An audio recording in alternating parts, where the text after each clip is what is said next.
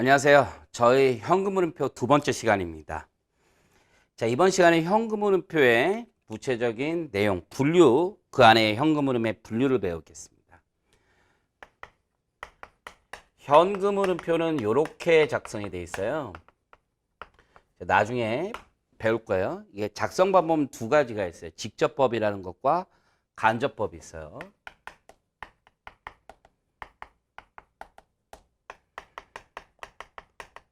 구체적인 내용은 뒤에서 배우기로 하고, 직접법이든 간접법이든 현금흐름표상의 현금의 유형은 세 가지입니다. 현금 흐름의 유형이라는 거예요. 이 내용을 조금 더 아래로 써보는 게 좋을 것 같네요. 그래서 첫 번째는 영업활동과 관련된 현금 흐름이 뭐냐. 두 번째는요, 투자활동과 관련된 현금 흐름이 뭐냐. 세 번째는 재무활동과 관련된 현금 흐름이 뭐냐. 그래서 1, 2, 3번을 모두 합하여 현금의 증감을 계산하는 거죠. 현금의 증감. 이 내용들은 손익계산서랑 재무상태표랑 다 연관이 되어 있어요. BS 그리고 인컴 스테이트먼트 이렇게 연관이 되어 있고, BS는 구체적으로 우리가 유동자산이 있고 아래 비유동자산이 있죠. 그리고 부채가 있고 유동부채가 있고 비유동부채가 있죠. 다시. 그리고 자본이 있습니다. 자, 손익계산서는 매출액부터 출발하는 거죠. 출발해서 여기 영업이익이 있을 거고, 중간에 맨 아래 당기순이익이 있겠죠. 넷인컴 이렇게 있습니다. 자, 그러면 이 안에 들어오는 현금 흐름의 유형이 뭔지를 우선 배워야지 작성도 할 수 있으니까. 그리고 여기서 말하는 현금은 지난 시간에 얘기했었죠. 현금 및 현금성 자산을 의미한다. 첫 번째, 영업활동 현금 흐름입니다. 우리가 영업활동과 관련된 현금 흐름은 구체적으로 이쪽에 있는 내용과 관련이 깊습니다. 유동자산과. 현금 그 자체는 현금의 증감 원인은 아니죠. 근데 이제 이 중에서 매출 채권이 있고 재고자산 같은 거 있잖아요. 이게 영업과 관련이 있는 거예요. 영업활동과 관련된 내용이 이쪽에 많이 기재된다는 얘기입니다. 자, 우리가 직접법이 있고 간접법이 있는데 실무에서는 대부분 간접법을 써요. 물론 직접법이 중요하지 않다는 얘기는 아닙니다. 그래서 실무에서는 영업활동과 관련된 건 거의 다 간접법에 따르는데, 이게 어떻게 계산이 되냐면 이렇게 돼요. 제일 처음에 당기순이익에서 출발해요. 처음부터 현금 흐름표를 작성할 때 현금의 움직임을 가지고 작성하는 게 아니라 기왕에 작성되어 있는 손익계산서를 변형해서 만드는 거예요. 그래서 당기순이익에서 출발하고요. 자, 그 다음에 현금의 유출이 없는 비용을 가산해요. 그 다음 세 번째, 현금의 유입이 없는 수익을 차감하고, 마지막으로 영업활동 자산부채 증감을 기재해요. 활동 자산부채 증감.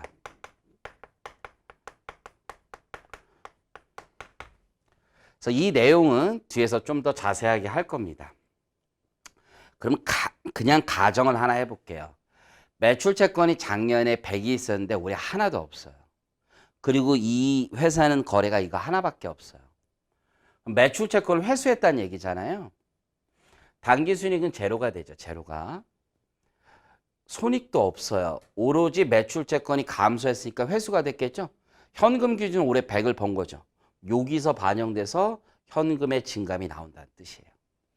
이런 식으로 간접법으로 작성하는 경우가 훨씬 더 많습니다. 물론 우리가 직접법도 배울 겁니다. Anyway, 그래서 유동 자산과 관련된 내역이 여기 영업활동과 관련된 거예요. 즉 손익계산서에서 보면 매출액부터 여기 영업이익까지 오는 과정에서 수익과 비용이 영업활동과 관련된 내용이에요. 원칙적으로. 부채에서도 구체적으로 외상 매입을 했다면 매입 채무가 감소하면 돈이 나갈 거 아니에요. 그런 유동부채 관련된 내용이 영업활동 현금 흐름이에요. 일단은 우선 이 세 가지 중에서 어느 카테고리 안에 있는지를 구분하는 게 첫 번째예요. 자, 그래서 보시면 영업활동과 관련된 것은 제품을 생산하거나 상품 및 용역을 구매하거나, 즉 돈이 나가는 거죠. 혹은 판매하면 돈이 들어오겠죠. 이걸 말하며 투자나 재무가 아닌 건 우리는 모조리 영업으로 보냅니다.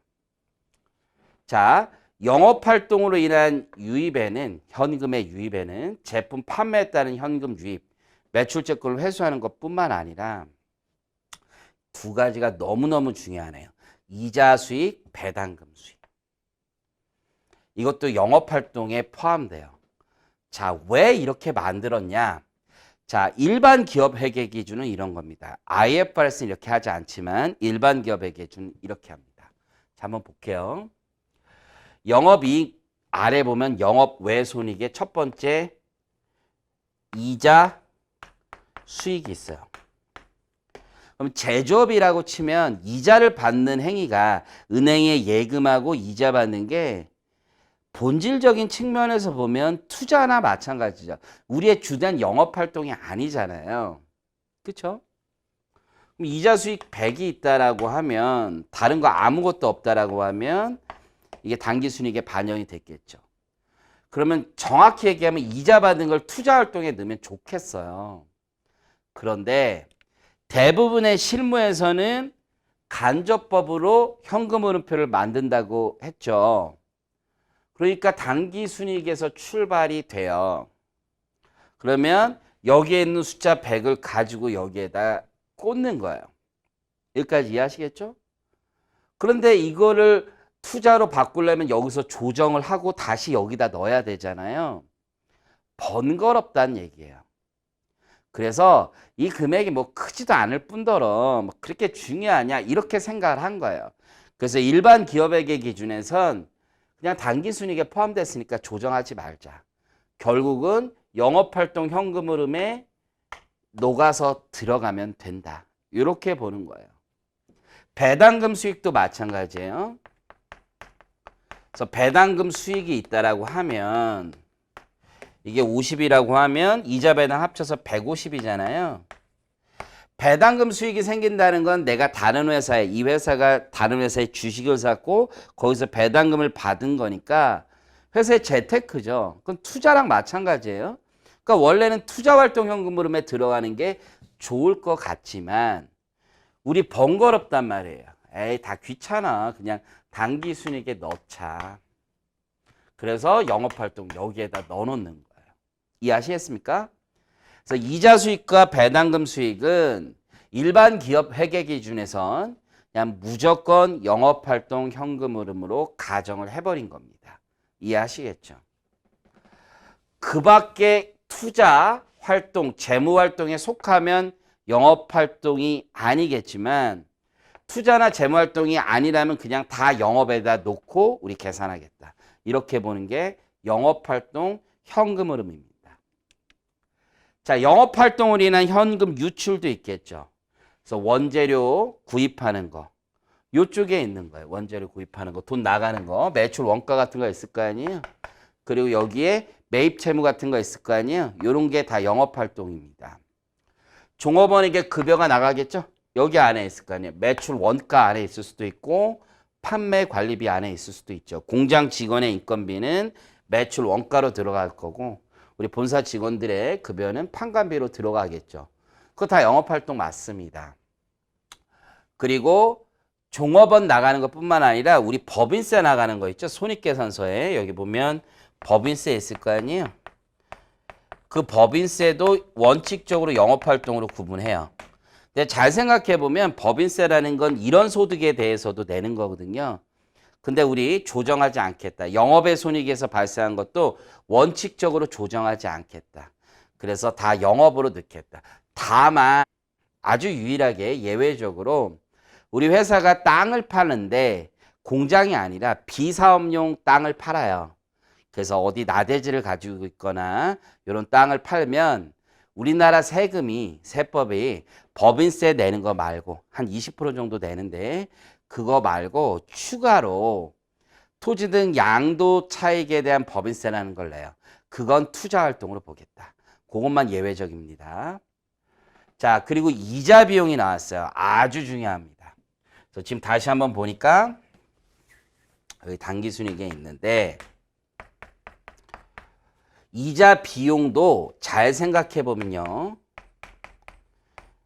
내가 누구에게 돈을 빌렸단 말이에요. 그러면 빌렸으면 돈 이자를 주잖아요.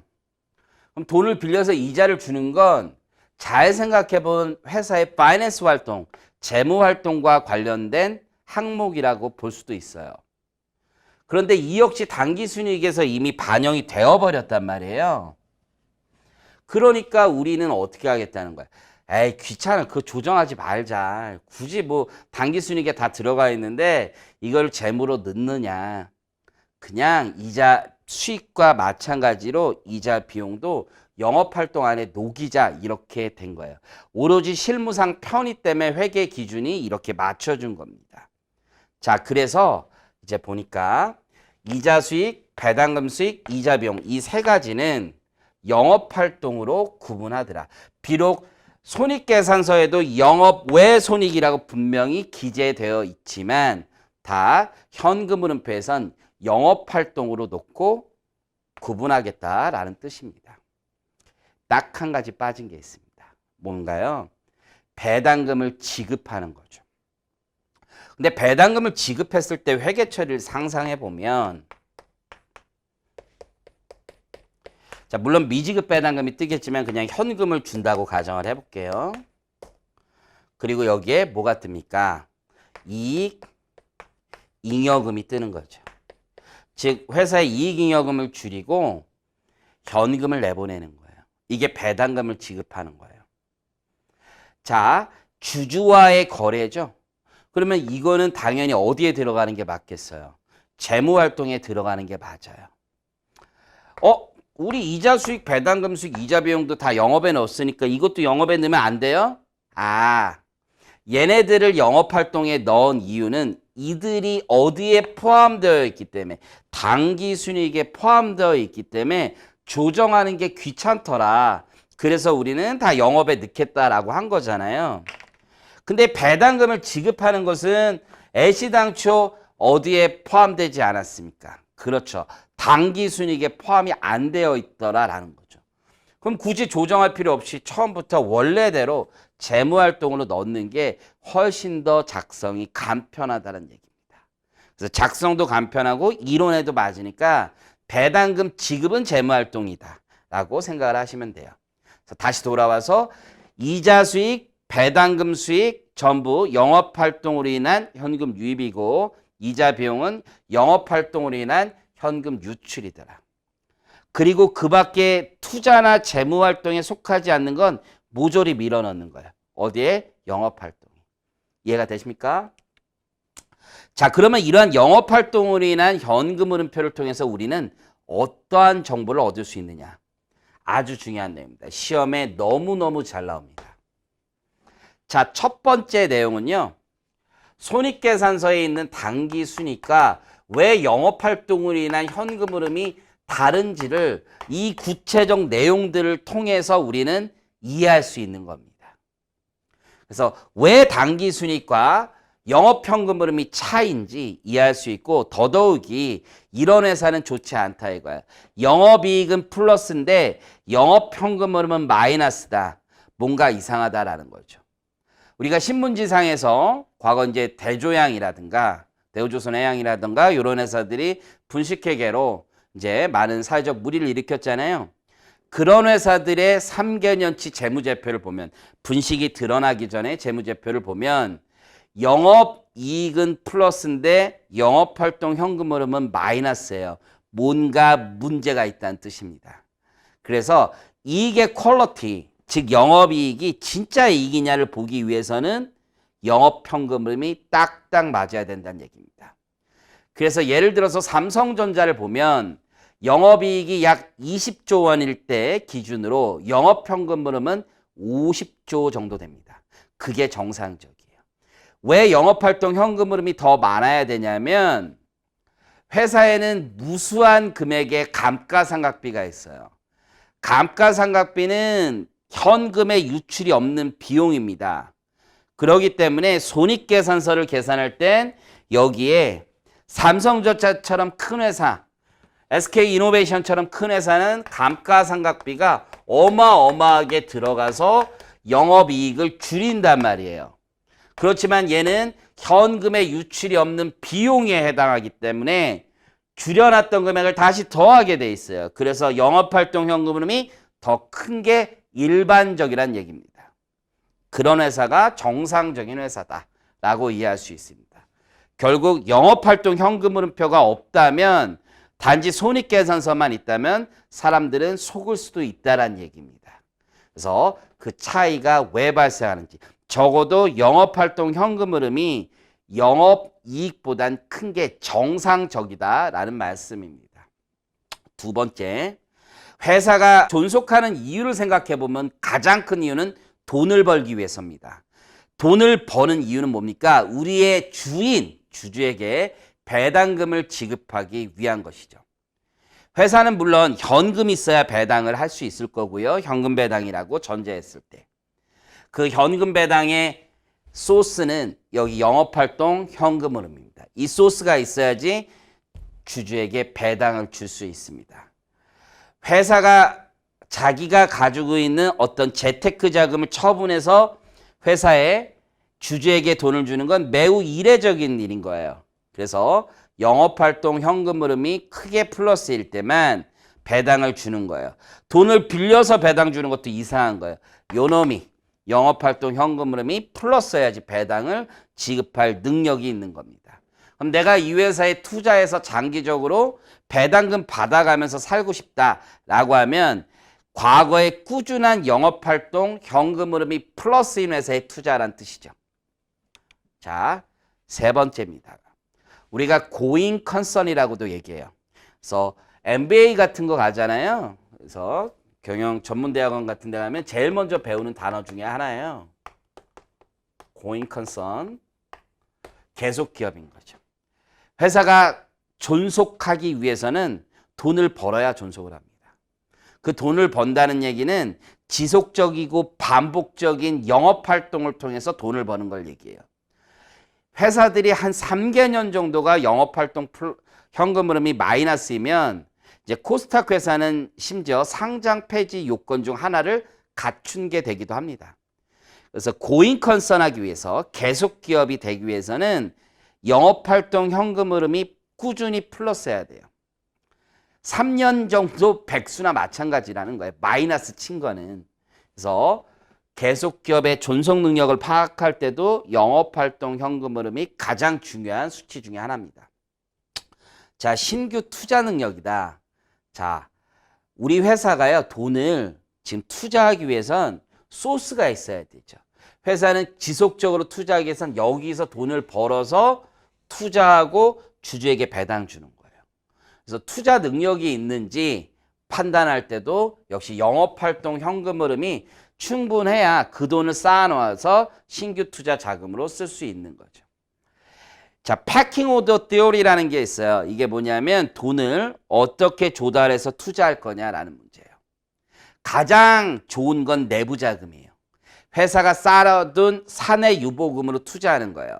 왜 이게 좋다라고 얘기하냐면 새로운 주주를 받을 필요가 없고요. 채권자 눈치 볼 필요가 없습니다. 회사가 쌓아둔 현금을 가지고 투자하세요. 그게 내부 자금입니다. 그게 부족하면 두 번째로 외부에서 차입을 일으킵니다. 차입을 일으키는 건 이자를 주지만 법인세 절감 효과도 있고 적어도 새로운 주주를 만나지는 않습니다. 마지막으로 이것도 부족하면 신주를 발행합니다.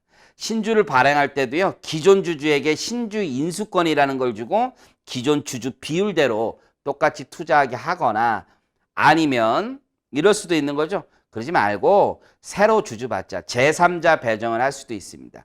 제3자 배정은 가장 마지막에 이루어지는 거예요. 결국 신규 투자 능력이 있다는 건 영업활동 현금 흐름이 꾸준히 나와서 그 돈으로 신규 투자한다는 뜻입니다.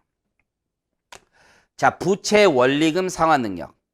자, 내가 한번 가정을 해볼게요. 개인입니다. 개인. 빚을 냈어요. 마이너스 통장 냈는데 이제 만기가 와서 돈을 갚아야 돼요. 내가 그동안 1년 동안 열심히 영업해서 번 돈으로 갚으면 아무 문제가 없는 거죠. 내가 1년 동안 열심히 회사 생활에서 월급 받은 걸로 갚으면 상관없습니다. 근데 그게 마이너스래요. 직업이 없었어요. 그래서 생활비만 나갔어요. 돈이 없어요. 근데 이 돈 갚아야 돼요. 방법은 마지막은 뭡니까? 빚을 내서 갚는 거죠. 최악의 현금 흐름이죠. 그래서 돈을 빚을 내서 갚거나 아니면 내가 가진 여유 자금, 다른 데 주식 투자해 놓은 거 있어요. 채권 투자해 놓은 거 있어요.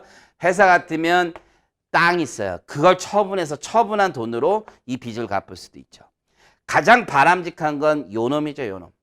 영업활동 현금 흐름이 충분해야지 빚도 갚고 그 이자도 갚을 수 있습니다. 그래서 부채의 원리금 상환 능력도 영업활동 현금 흐름이 충분한지를 가지고 판단하셔야 합니다.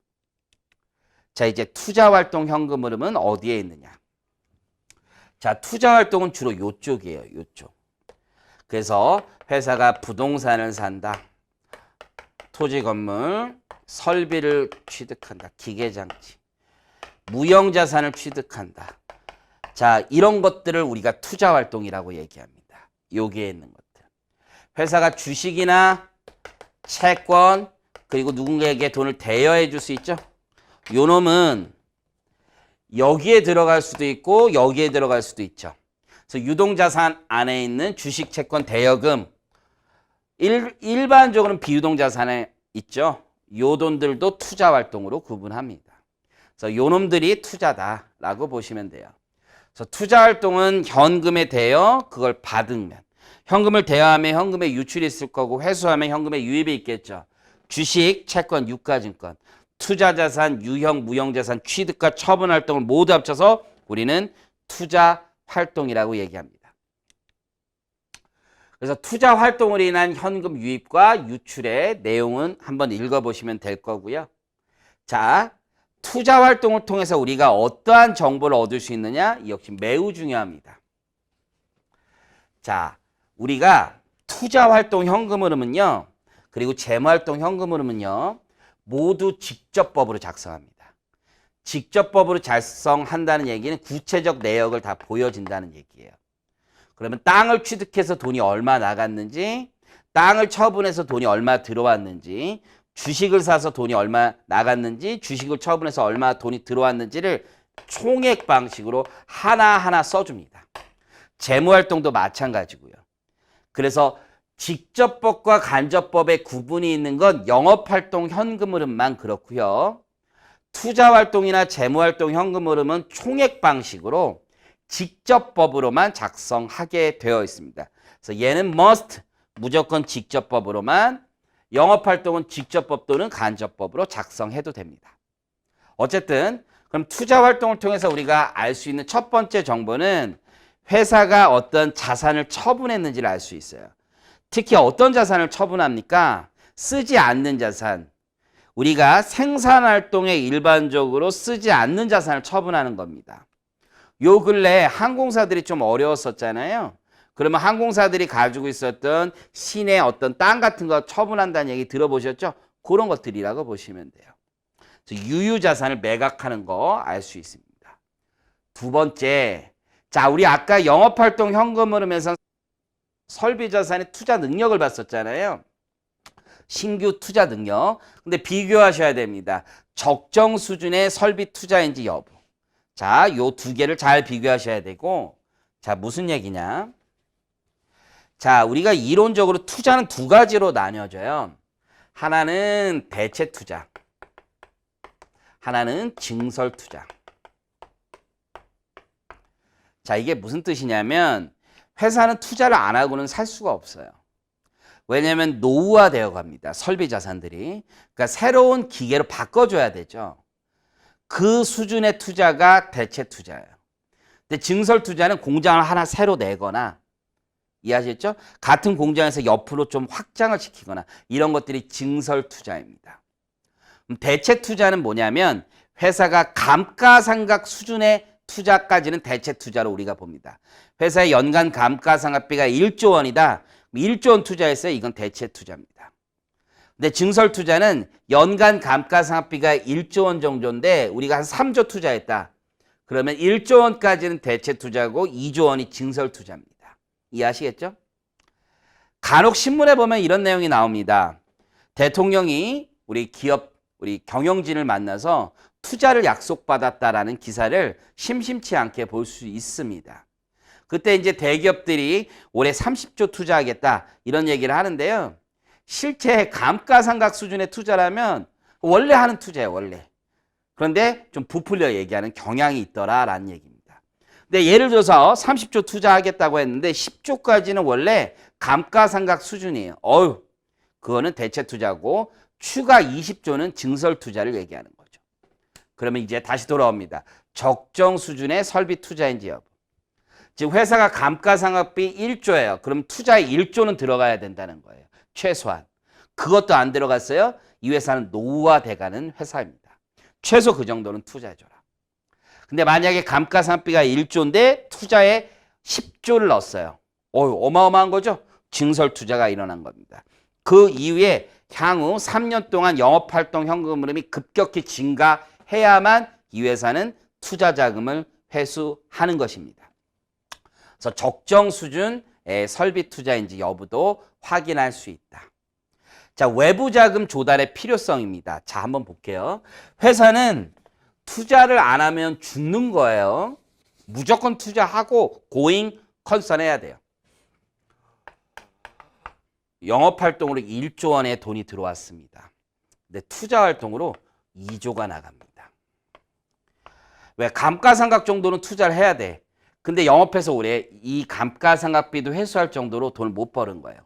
그럼 이 정도 투자해야 되니까 1조는 자금을 어디서 소싱해야 되겠죠. 돈을 빌려와야 된다는 얘기입니다. 그래서 우리 투자와 영업현금 흐름의 관계를 통해서 2조 정도는 투자가 필요하니까 투자했으면 야, 이거 외부 자금은 조달이 필요하구나 라는 걸 알 수 있습니다. 그래서 투자활동 현금 흐름을 봐서 외부 자금 조달의 필요성까지도 간접적으로 유추할 수 있다. 자, 네 번째입니다. 기업의 성장 전략. 자, 기업이 성장하는 방식은 두 가지가 있어요. 하나는요, 맨 땅에서 시작하는 겁니다. 새로운 사업을 자기가 공장도 증설하고 기계도 사서 시작하는 겁니다. 또 하나 방식은 기존의 회사를 인수하는 겁니다. 소위 말하는 M&A라고 얘기를 하죠. 자, 우리가 투자 활동을 보니까요, 올해 다른 회사 주식 산 게 어마어마해요. 이 회사의 성장 전략은 뭡니까? M&A를 통한 성장 전략입니다. 자, 주식 산 건 없고요. 기계 사고 부동산 산 게 있어요. 이 회사의 성장 전략은 뭡니까? 자기 스스로 신사업을 개척하는 겁니다. 그래서 성장 전략도 투자활동 현금 흐름의 구성 내역을 통해서 우리는 이해할 수 있습니다. 그래서 기업의 성장 전략이 다른 기업을 인수하는 형식인지 설비 자산의 확충 방식인지를 우리는 투자활동 현금 흐름을 통해서 알 수 있습니다. 자, 이제 재무활동 현금 흐름입니다. 재무활동 현금 흐름은 BS에서 구체적으로 이런 것들입니다. 회사가 차입을 합니다. 돈을 빌려왔습니다. 아니면 회사채를 발행합니다. 증자를 했습니다. 아니면 주주를 내보냈습니다. 돈을 주고 감자를 했습니다. 주주에게 배당금을 줍니다. 자, 회사가 자기 주식을 취득합니다. 자기 주식이라는 게 뭡니까? 배당 정책의 일환 중에 하나로서 회사가 시장에서 돌아다니는 주식을 스스로 인수하는 겁니다. 자, 이러면 기존 주주들은 어떻게 됩니까? 자신의 지분율이 올라갑니다. 왜냐하면 총 100만 주가 돌아다니다가 회사가 20만 주를 취득해서 소각을 시킨다면 총 발행 주식 수는 80만 주로 줄어듭니다. 그럼 내가 과거 만 주가 있었다. 총 1% 있었지만 이제 80만 주 중에 만 주가 되니까 1%를 초과해서 지분을 확보하게 되죠. 나의 지분율을 높여주는 것 역시 배당 정책의 일환입니다. 그래서 이런 활동들이 재무활동 현금흐름이라는 뜻입니다. 그래서 재무활동 현금흐름은 현금을 빌리거나 차입하거나 상환하거나 신주를 발행하거나 배당금을 지급하는 이런 부채와 자본에 미치는 영향들을 얘기합니다. 물론 단기 차입을 한다면 유동부채에도 영향이 있겠지만 일반적으로는 비유동부채나 자본의 움직임에서 찾을 수 있습니다. 그래서 유입과 유출은 설명을 드렸고요.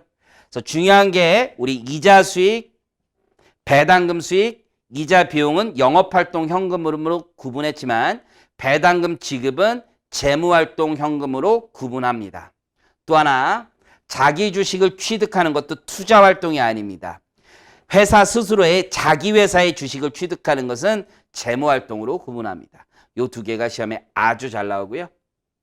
자, 요 네 번째 내용은요, 여러분들 한번 읽어보세요. 시험에 아주 중요한 내용은 아니고 제가 이 내용을 쓴 이유는 별게 아니라 우리가 2과목, 즉 2부 2과목 종합문제는 실전으로 나와요. 무슨 얘기냐면 재무제표 작성된 게 실제 공시된 자료를 가지고 오거든요. 그러면 실무대로 해요. 실무대로.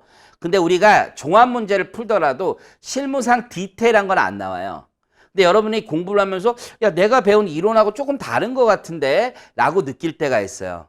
그 이유는 실무하고 지금 우리 문제가 좀 차이가 있다는 점을 제가 여기 곳곳 중간중간에 다 써놨어요. 여러분들이 이거 뭔가 이상하다. 굳이 너무 심각하게 여기지 말라는 뜻으로 제가 써놓은 것에 불과합니다. 참고하시고요.